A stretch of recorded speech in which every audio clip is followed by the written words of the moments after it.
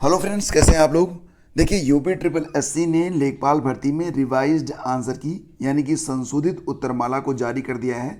तो संशोधित उत्तरमाला के जारी होने के बाद इस बात की भी पूरी संभावना बन रही है कि आने वाले समय में एक आध महीने के अंदर आपको लेखपाल भर्ती का जो रिजल्ट है वो भी देखने को मिल सकता है। तो लोगों की जो धक है वो बढ़ जाएगी, मेरा होगा या नहीं होगा। फिलहाल जो रिवाइज्ड आंसर की है उसको देखा जाए तो इसके पहले जो उत्तरमाला जारी हुई है उसमें बहुत अधिक फेरबदल नहीं हुआ है। कुल मिला के 2-3 प्रश्नों में बदलाव हुआ है। बेसिकली देखा जाए तो 3 प्रश्नों के उत्तर में बदलाव किए गए हैं। फिलहाल जो रिवाइज्ड आंसर की है वो ऑफिशियल वेबसाइट UPSSC.gov.in पर उपलब्ध है। इसके अलावा इसकी PDF आप स्टडी विज्ञान प्रकाश के टेलीग्राम चैनल पर जाकर भी डाउनलोड कर सकते हैं, देख सकते हैं। तो यहाँ पर ये देखिए, मैं आपको आंसर की दिखा देता हूँ जो कि रिवाइज्ड है। तो ये बुकलेट डी के लिए है और इसमें कुल 3 प्रश्नों में जो बदलाव हुए हैं उसको आप देख सकते हैं। क्वेश्चन नंबर 12 है, क्वेश्चन नंबर 24 है और क्वेश्चन नंबर 75 है। तो 12 के सभी विकल्पों को सही मानते हुए फुल मार्क दिए गए हैं। जिसने भी अटेम्प्ट किया है तो उनको पूरे अंक मिलेंगे। 24 का विकल्प बी सही माना गया है और 75 का विकल्प डी सही माना गया है। वैसे जो क्वेश्चन नंबर 75 है, इस प्रश्न का विकल्प सी ही ज़्यादातर लोगों ने सही माना था। आयोग ने भी इसको सही माना था, लेकिन अब इसको बदलकर डी कर दिया है। तो एक बार प्रश्नों को देख लेते हैं तो फिर उत्तर माला की यानी कि जो आंसर की सीरीज है उसकी कोई ज़रूरत ही नहीं पड़ेगी। देखिए, हिंदी में जीवन पति का जो समानार्थी शब्द है तो इसमें सभी को जो है सही माना गया है। तो यहाँ पर फुल मार्क सबको दे दिए गए हैं, ठीक है। इसके बाद अगर आप देखेंगे तो 24 का बी और 75 का डी सही माना गया है। 24 कौन सा प्रश्न है, तो ये देखिए कौन सा वाक्य अशुद्ध है। तो यहाँ पर जो बी विकल्प है, पहला, तीसरा और चौथा, पहला, तीसरा और चौथा, ठीक है। तो इस प्रकार से इसको जो है बी को सही माना गया है। और क्वेश्चन नंबर 75 का जो डी है, डी वाला देख लेते हैं। सबसे लंबा राष्ट्रीय राजमार्ग कौन सा है, तो NH4, NH8, NH2। तो अभी तक तो लोग NH2 को सही मान रहे थे, लेकिन फिलहाल अब इसका उत्तर बदलकर डी कर दिया है। तो देखो, यहाँ पर फ़ायदा तो मुझे लग रहा है कि बल्कि फ़ायदा नुकसान मिला के रिजल्टेंट 0 ही आएगा लोगों का। 1-2 अंक किसी के बड़े होंगे तो बड़े होंगे, नहीं तो घट भी सकते हैं।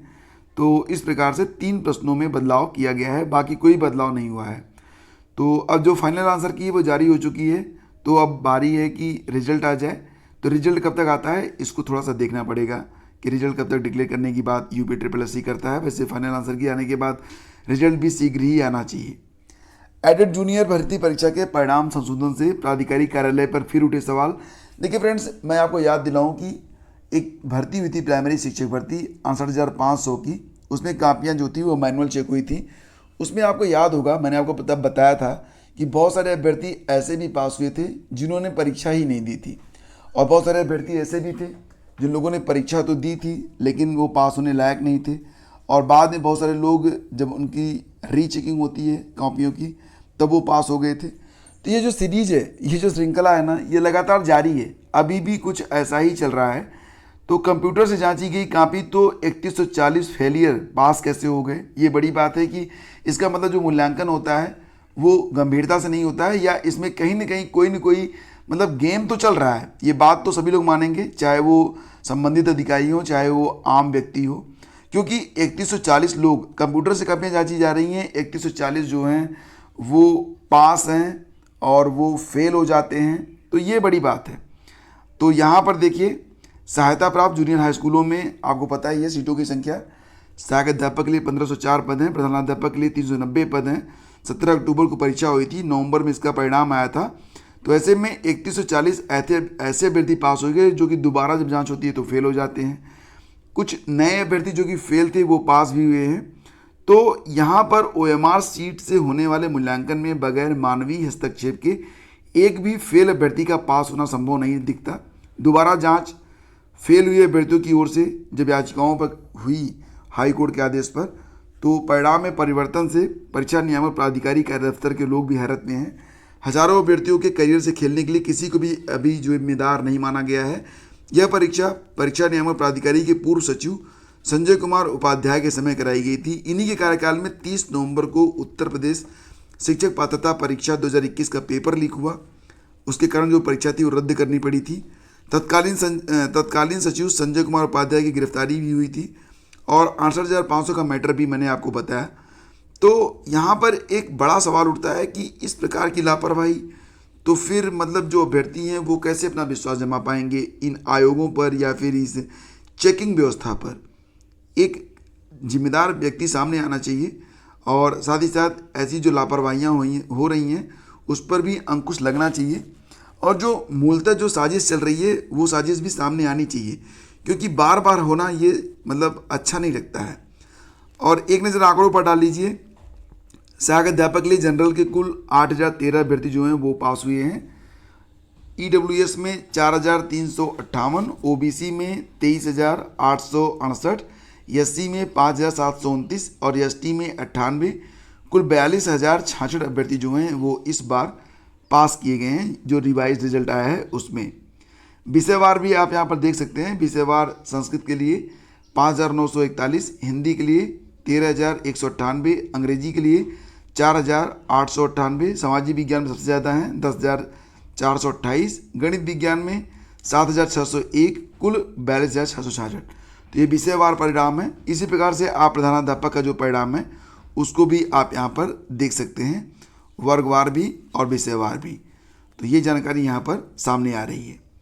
चलिए आगे बढ़ते हैं और अगली खबर है पढ़ाने वाले दो आया एक, पढ़ने वाला कोई नहीं।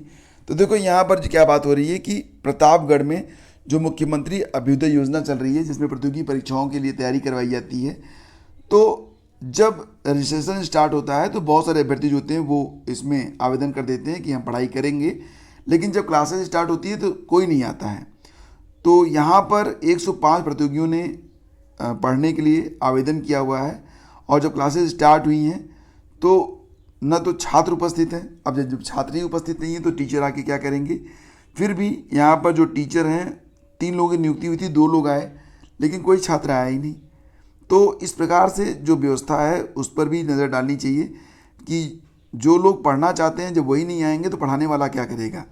तो हर बार जो गलती होती है शिक्षक की नहीं होती है, गलती जो है स्टूडेंट की भी होती है। अब आप लोग बताइए यहाँ पर कि जब पूरी की पूरी कक्षा खाली है, ये सीन आप देखिए कि जब पूरी की पूरी कक्षा खाली है तो फिर पढ़ाने वाला किसको पढ़ाएगा। तो ये भी स्थिति है अभ्युदय कोचिंग योजना की। और इसी के साथ थोड़ा सा और आगे बढ़ें तो रेलवे को जल्द मिलेंगे 516 नए ASM और कमर्शियल अप्रेंटिस। तो रेलवे में जल्द ही 516 नए स्टेशन मास्टर और कमर्शियल अप्रेंटिस काम करते दिखाई देंगे। रेलवे भर्ती बोर्ड की नॉन टेक्निकल पॉपुलर कैटेगरी की लेवल 6 के डॉक्यूमेंट वेरिफिकेशन का परिणाम बुधवार को जारी हो गया है। इसमें 516 अभ्यर्थी चयनित हुए हैं। अब इनका डॉक्यूमेंट वेरिफिकेशन होगा, तत्पश्चात इनको जो नौकरी प्रदान कर दी जाएगी। और बात करें तो रेलवे ग्रुप डी परीक्षा में भी सेंधमारी, 6 गिरफ्तार। तो मुरादनगर में मंगलवार को परीक्षा हुई थी। मोटी रकम लेकर पास कराने वाला जो गैंग है वो पकड़ा गया है। तो सालभर गैंग ने मंगलवार को रेलवे ग्रुप डी की ऑनलाइन परीक्षा में भी सेंधमारी कर दी। गैंग ने अभ्यर्थियों से मोटी रकम लेकर उन्हें पास कराने का ठेका लिया हुआ था। STF की मेरठ यूनिट ने मुरादनगर के RD इंजीनियरिंग कॉलेज में परीक्षा के दौरान गिरोह का भंडाफोड़ करते हुए सरगना समेत 6 लोगों को गिरफ्तार किया। आरोपियों के कब्जे से 6 मोबाइल बरामद हुए। STF के मुताबिक गैंग के तार देश के विभिन्न राज्यों से जुड़े हैं। तो यहाँ पर भी जो है लोग पहुँच चुके हैं और फिलहाल इनकी गिरफ्तारी भी हो रही है। आशीष गैंग, एक कोई गैंग बन गया है नया है आशीष गैंग। बागपत निवासी आशीष कुमार, मुजफ्फरनगर का प्रदीप पवार, थाना मोदी नगर के बखरवा निवासी सचिन मलिक, थाना मुरादनगर के गांव मोरटा निवासी विपिन, ब्रिज विहार कॉलोनी निवासी रूपक उर्फ रेवती शरण तथा नेत्रपाल इसमें शामिल हैं। तो नेत्रपाल का नाम मुझे सुना सुना सा लग रहा है, शायद इसके पहले भी ये नाम 1-2 बार सामने आया है। तो फिलहाल आगे बढ़ते हैं और सिर्फ प्रयागराज में नहीं बनाया जाए परीक्षा केंद्र। तो बात यहाँ पर हो रही है असिस्टेंट प्रोफेसर परीक्षा के बारे में। आपको पता है कि असिस्टेंट प्रोफेसर के लिए कुल 90,000 आवेदन आए हैं। आवेदन की जो प्रक्रिया है पूरी हो चुकी है और अभी तक इसकी जो एग्ज़ाम डेट है वो डिक्लेयर नहीं हुई है। बहुत जल्दी इसकी जो परीक्षा तिथि है वो भी डिक्लेयर कर दी जाएगी। अभ्यर्थी यहाँ पर ये मांग कर रहे हैं कि जो परीक्षा, वैसे असिस्टेंट प्रोफेसर की जो परीक्षा होती है वो बार बार जब भी होती है प्रयागराज में ही इसके परीक्षा केंद्र होते हैं। तो यहाँ पर अभ्यर्थी मांग कर रहे हैं कि सिर्फ प्रयागराज नहीं, जो अदर डिस्ट्रिक्ट हैं, जो दूसरे ज़िले हैं, उसमें भी परीक्षा केंद्र बनाया जाना चाहिए। तो अभ्यर्थी चाहते हैं कि सिर्फ प्रयागराज नहीं बल्कि मैक्सिमम जो ज़िले हैं वहाँ पर भी परीक्षा केंद्र बनाया जाना चाहिए। ऐसे में दूर दराज में रहने वाले अभ्यर्थियों को दिक्कत नहीं होगी और उन्हें गृह जनपद के पास ही परीक्षा में शामिल होने का मौका मिल जाएगा। तो अभ्यर्थियों का यह तर्क भी है कि एक ही जिले में परीक्षा केंद्रों की संख्या सीमित होती है, इसकी वजह से लोग परीक्षा संपन्न कराने में भी अतिरिक्त समय लेते हैं। दूसरे जिलों में सेंटर बनाने से परीक्षा समय से पूरी होगी और अभ्यर्थियों ने दूसरे जिलों में सेंटर बनाए जाने के लिए आयोग में ज्ञापन भी दिया है। तो दोस्तों ये थी आज की पूरी अपडेट। उम्मीद करता हूँ कि ये सेशन आपको अच्छा लगा होगा। तो प्लीज़ इसे लाइक ज़रूर किया करें और अपने दोस्तों के बीच शेयर भी किया करें। कम से कम जिस भी व्हाट्सएप ग्रुप या फिर आपका जो फेसबुक वॉल है वहाँ पर अगर आप शेयर करेंगे तो ये एक हमारी बड़ी हेल्प होगी, जिसके लिए हम आपके आभारी रहेंगे। आप सभी का बहुत बहुत धन्यवाद। Thank you so much.